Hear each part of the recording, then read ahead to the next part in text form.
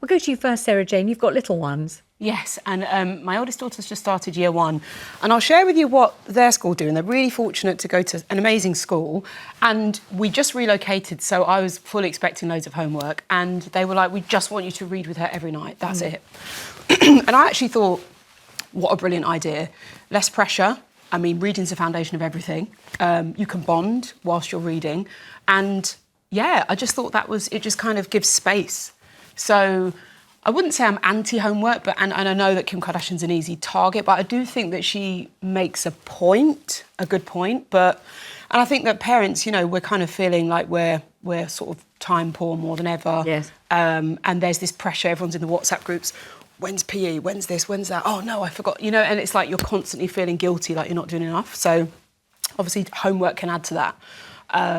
Let's bring Marvyn in on this. What do you think? Yeah, I have a 7 and 9-year-old, and I think they're in homework club. So after 3:30, they're in school for an additional hour and a half, and they do their homework in that time. Smart. And I think that's a part of the structure. What a good idea. I'm trying to do it if you can. But I think that's a really healthy structure. I do think reading is probably the primary, most important thing. But I do think for those who finish at 3:30 till bedtime, which can be 8 o'clock for most primary school children, a lot of that is TV time. And the lofty idea of like they can play and they're on TV and tablets. And so to kind of prevent that, minimize that, but also create some structure in people's homes who may not have structure, homework becomes truly, truly valuable. And actually, they do need it more. Some people need the development more than others. I mean, can we just cast our minds back to how we felt about doing homework ourselves? I remember it hanging over me like the horrible sort of Damocles, all weekend. You're thinking, oh, do you remember Ben Elton used to do this whole sketch about the whole nation's children at 6 o'clock on a Sunday night watching songs of praise and saying, I haven't done my essay, but he was still watching songs of praise rather than go and do it. It was hanging over you. And it felt like it was squashing me down. And also, if it was a maths thing that I did understand, I knew how to do it. I didn't need to do 20 of them or 30 of them. And if I didn't understand it, there was no point in my doing it because I didn't know how to do it. And I just remember hating every single second of it. And it was an absolute, I just wanted to watch Blue Peter, Magpie, Junior Showtime, Crackerjack, just live a rounded, lovely life, not been doing homework the whole time.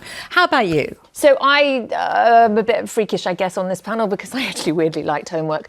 But you liked it? I liked it as a child. I was academically inspired by things, but only if it was creatively set. If it was a boring reimagining of the class, then it felt page pointless. 64 of your maths textbook, wasn't it? And I never loved maths, but I did love, my stationery and pretty underlinings and stuff, and that's how I got through maths. But it was English and art and geography and the water cycle, as Marvyn said. I just adored a diagram.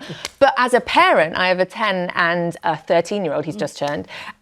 It's impossible. It's horrible. It's the biggest cause of friction in our household, trying to get a child to physically sit down and do it. And it brings back all the scar tissue from homeschooling, which was horrific. Yeah. And my youngest has ADHD and my eldest has dyslexia and anxiety. And so the combination of that and a stressed mummy going, do your work, doesn't work.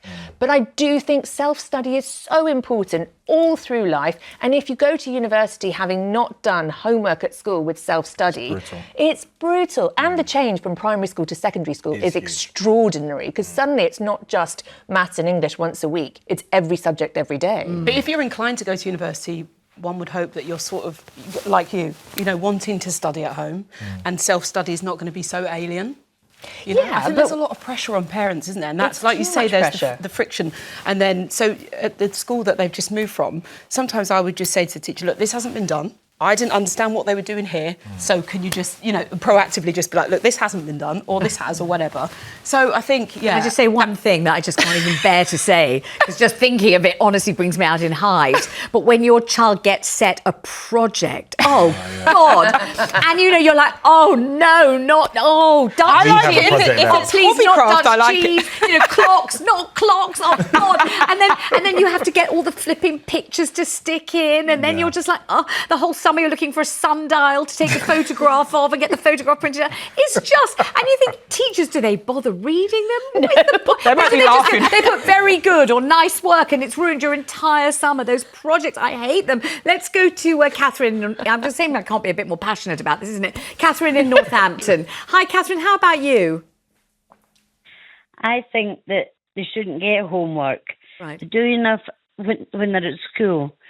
But I had my 3 kids.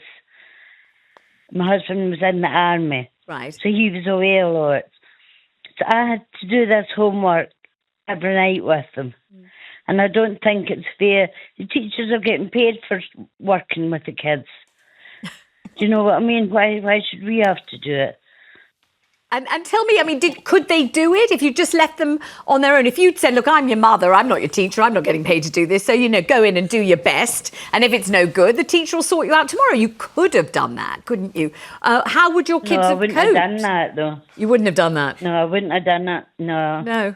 But, I mean, could they not have done it if you weren't hovering at their elbow, helping them through every second?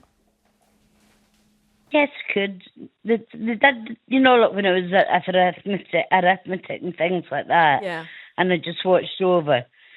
But a lot of it was reading and that you had to do with them.